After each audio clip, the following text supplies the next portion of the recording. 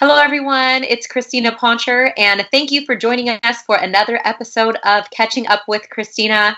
Today, we have a very special guest, a man near and dear to my heart and boxing fans all over the world. It's the boss man, Mr. Bob Arum. Hey, Bob, how are you doing? Nice to be with you, Christina. It's really good to see your face again. I feel the same way, although I almost didn't recognize you when the camera... Beard and everything, yeah. I like the hat, though. Hey, but so is the times, right? Yeah, absolutely. Yeah, everything is, it's not good, but, it's tolerable. Watching a lot of television, talking to everybody in the morning. And we've been getting by. I mean, listen, a lot of people are a lot worse than we are. So I have nothing to complain about. And you've been doing a lot of interviews lately, primarily because people want to know what's going to happen when boxing returns and when fights are able to resume. Well, what are you thinking about and how you want to roll things out? Well, our plans are, being realistic, is hopefully to be operational in the beginning of June to get a secure facility, either in California or in Nevada or in Texas, and work with the Athletic Commission so that we can begin to put fights on for ESPN on a regular basis, maybe 2 or 3 times a week, of course, without spectators. How do you do it? Protecting the health and safety of the participants, either the fighters or the announcers or the referee and judges or the athletic commission or the camera people. How do you protect them from being in the same room that there isn't an inadvertent spread of the virus? And the answer to that, which is, I think, the answer to a lot of the problems, is testing. Testing and more testing so that nobody who is in that room on the night of the event has coronavirus. That's one. Secondly, how could you justify doing a fight where a fighter might be injured? You'd have to take him to the hospital, and he would use a hospital bed that a coronavirus patient would otherwise use. And the answer is you couldn't, but I think the hospital bed situation now looks to me like it's under control. And the third problem we had was ambulances. You have to have 2 ambulances at a fight because if a fighter is injured and, God forbid, has to go to a hospital, you have to have the second ambulance there if you want to continue the event. And were there enough ambulances? Well, clearly, if you were doing an event in New York, the answer would be there isn't enough. There was a big shortage. But in other places, it doesn't seem like that is that much of a problem now. Say this was a facility that we were using in Las Vegas, just as an example. You'd have to bring fighters in. First of all, you couldn't use foreign fighters because they couldn't get into the country. You'd have to use American fighters. Then have to make a gym accessible to them so they could spar and do other training.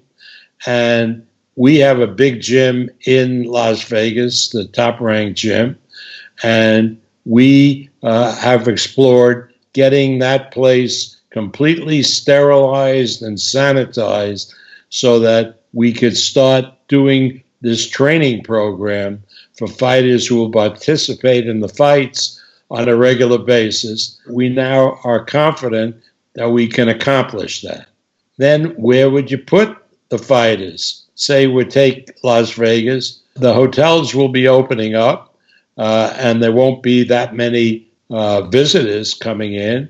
So you could get a whole floor in a hotel like MGM or Aria. There would be eating facilities for dining. You could feed them.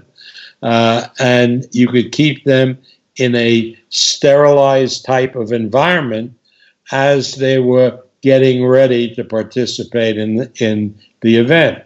There's a lot of steps that have to be taken, but it could be done. June, July, and August certainly will be able to do events, but without spectators. We could do 2 and 3 events a week, televised for ESPN and ESPN Plus, and we want to make sure that when we are in operation, we're doing it safely and in accordance with the appropriate regulations of the various boxing commissions where we'll be putting on the events. So those protocols that you kind of just ran down have been come up with amongst you and your team and in coordination with speaking to Bob Bennett, Foster, etc. They're not public health officials, so they have to check with their medical group.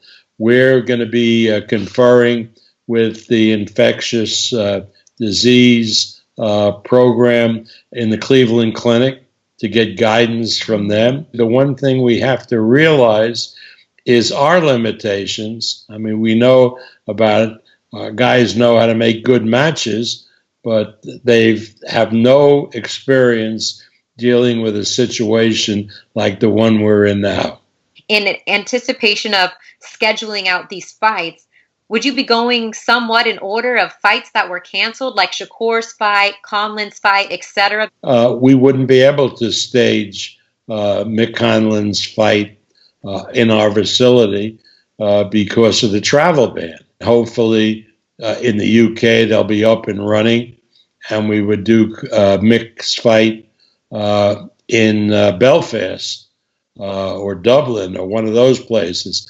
Beterbiev was scheduled to fight Meng in Canada, and he's back in Russia. We wouldn't look to bring him back here because of the travel restrictions.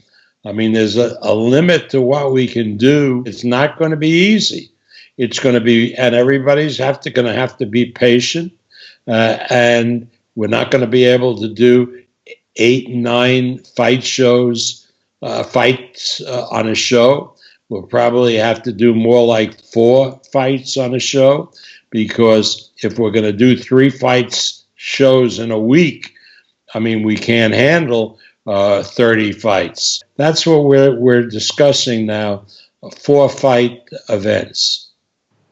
One of the biggest events that fans were looking forward to is the 3rd fight between Tyson Fury and Deontay Wilder. When this pandemic came about, it was talked about getting pushed back to October. Is that still looking like, if things open up, you'd still want to go ahead with that?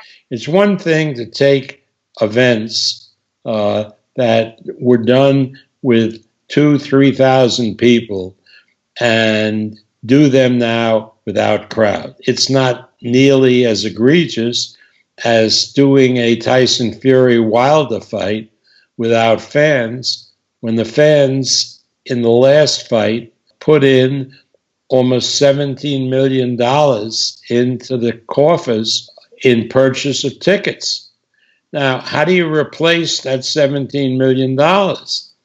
I mean, you can't.